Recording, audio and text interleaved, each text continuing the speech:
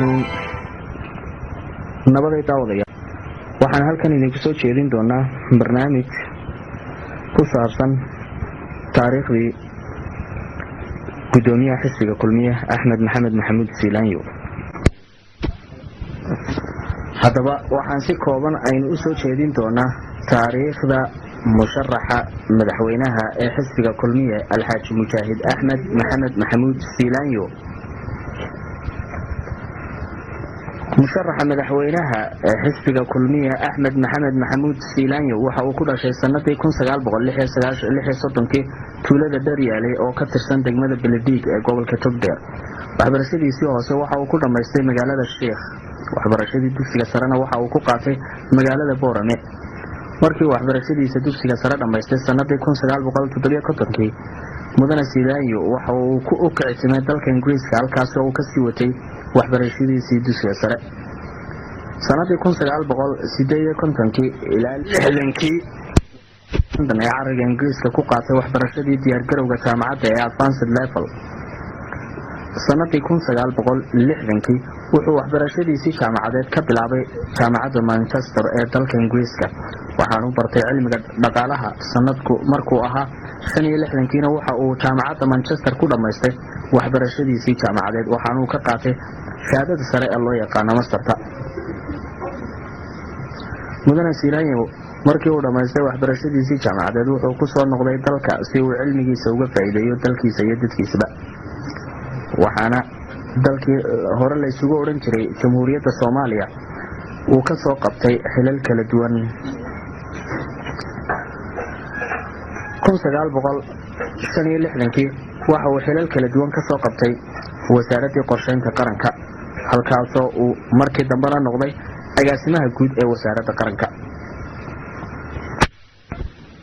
Axmed Siilaanyo waxa uu sanadii 1969kii markii dawladii militariga ahayd ay qabsatay Soomaaliya uu ka mid ahaa guddi aqoon-yahano oo loogu yeedhay si ay u diyaariyaan barnaamijyada siyaasadeed ee lagu hagi doono dalka, taasoo isla markaasna uu noqday wasiirkii qorsheynta qaranka.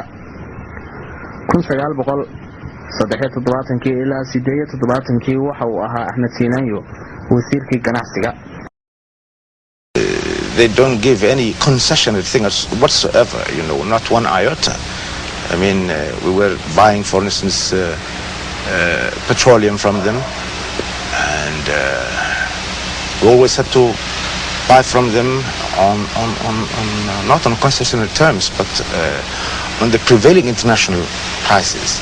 At the same time, once they see that the country is not in a position to pay, they were always more than willing to reschedule those debts and postpone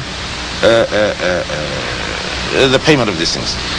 Up to the present time, some of the loans and credits which we contracted from the Soviet Union way back in 1960 and 61, we have not yet effected their repayment period. waxaana uu ka qayb qaatay waqtiyadaasi tallaabooyinkii horumarineed ee dalkii hore loo odhan jiray Soomaaliya, taasoo uu si weyn uga qayb qaatay tallaabooyinkii lagu qoray af Soomaaliga iyo waliba fidintii barnaamijyadii waxbarashadeed. Axmed Siilaanyo waxa uu lahaa fikirkii iska wax u qabsadii ee uu guud ahaanba caanka ka ahaa wadankii hore loo odhan jiray Soomaaliya. waxa kale oo uu dadaal u galay dhisidii warshada sawirka sidii looga dhisi lahaa magaalada Berbera iyo dhisidii waliba dekada Berberaba. waxa uu sidoo kale si weyn uga soo qayb qaatay oo taariikh weyn ku lahaa dejintii dhaqaalihii dawladii hore Soomaaliya. mudane Axmed Siilaanyo 1973 ilaa 80kii waxa uu ahaa gudoomiyihii guddiga dhaqaalaha ee qaranka.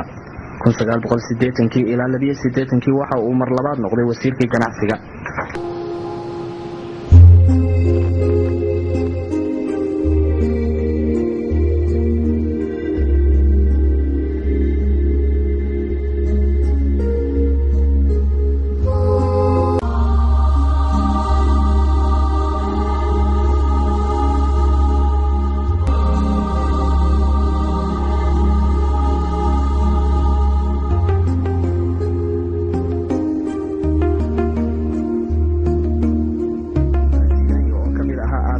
aasaasay ururkii SNM ee ka socday dhinaca gudaha Soomaaliya kadib markii uu u adkeysan waayay dhibaatooyinkii iyo dibindaabyadii uu Siyaad Barre ku hayay ummadda Soomaaliyeed gaar ahaanna kuwa ka soo jeeda Somaliland. wuxuuna sanadii 1982 go'aansaday in uu dalka ka baxo oo uu ka qayb qaato halgankii dhinaca ka ahaa galidii taliyihii Siyaad Barre si ummadda looga xoreeyo nidaamkii kala tilisnimo.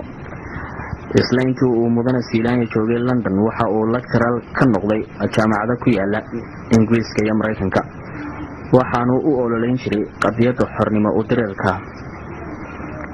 ururkii uu garwadanka ka ahaa ee SNM. isla markii uu Siilaanyo dibadda u baxay wuxuu ku biiray halgankii dheeraa ee ummadda lagaga xoreynayay taliskii Siyaad Barre waxaanu SNM ka soo qabtay xilal kala duwan. isla sanadihii 1982 ilaa 1984 waxa uu noqday gudoomiyihii ururka SNM ee laanta London. wuxuu kaloo intuu London joogay u doodi jiray xuquuqda aadamiga ee ku tacaytii jiray taliskii markaasi talada hayay ee Maxamed Siyaad Barre waxaanu la shaqayn jiray ururada xuquuqal aadamaha ee African Watch iyo Amnesty International.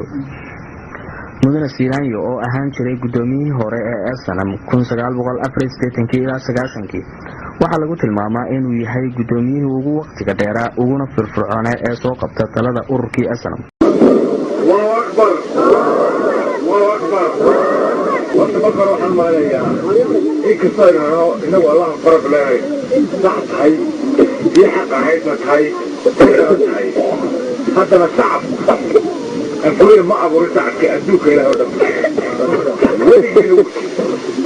فنانين يا أبوانين يوحي لو فرحة أردن صح كافوين ما توصارك ولا شعب عيالك كذا وين مين كذا بركي تعال عيالك بركي لا شعب كل سنة يرجع على كبينه وحاسوتينيا إن تعبد intii uu SNM ka madaxda ahaa wuxuu ururku guulo ballaaran ka soo hooyay halgankii ballaarnaa ee shacbiga Somaliland ku qaadeen taliskii hore ee Siyaad Barre. ururkii SNM oo lagu tilmaamo inuu sababay burburkii nidaamkii hore ee kala tirisnimo ee Siyaad Barre ummadda reer Somaliland oo horseeday in ay mar labaad xorriyadooda la soo noqdaan waxaana dadka qaarkii u arkaan in mudane Siilaanyo laba daraale ninkii markaasi ay iska soo horjeedeen ee Siyaad Barre ku eryaday hadal iyo xirfad dhinaca siyaasadda gudaha iyo dibaddaba ah uu albaab weyn kaga soo xidhay.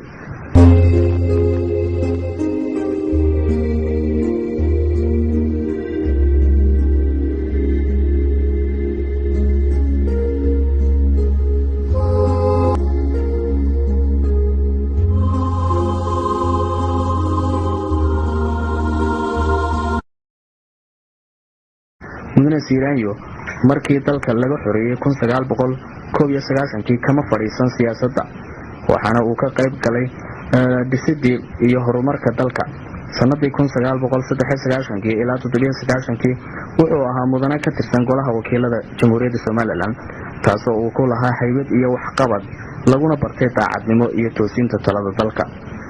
mudane Siilaanyo oo lagu tilmaamay inuu yahay shakhsiyaadka tirada yar ee ka dambeeyay deganaanshaha iyo xasiloonida Somaliland waxaana loo arkaa inuu dhowr jeer Somaliland ka badbaadiyay dhibaato ku soo fool leh awoodda alle ka sokow.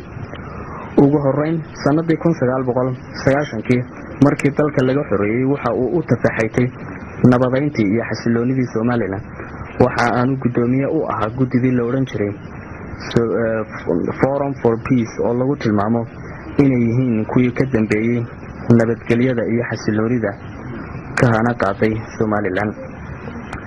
mudane Siilaanyo waxa uu ka mid ahaa madaxdii sarsare ee SNM ee taga gobolka Awdal, Sanaag iyo Soolba isagoo oo u ololeynaya nabadgelyada iyo xasiloonida Jamhuuriyadda Somaliland. mudane Siilaanyo waxa uu ka mid ahaa madaxdii hogaaminaysay shirarkii bilowgii 1990 ka dhacay magaalooyinka Berbera iyo Burco halkaasoo la isugu geynayay beelaha reer Somaliland ee walaalaha ahaa ee uu hore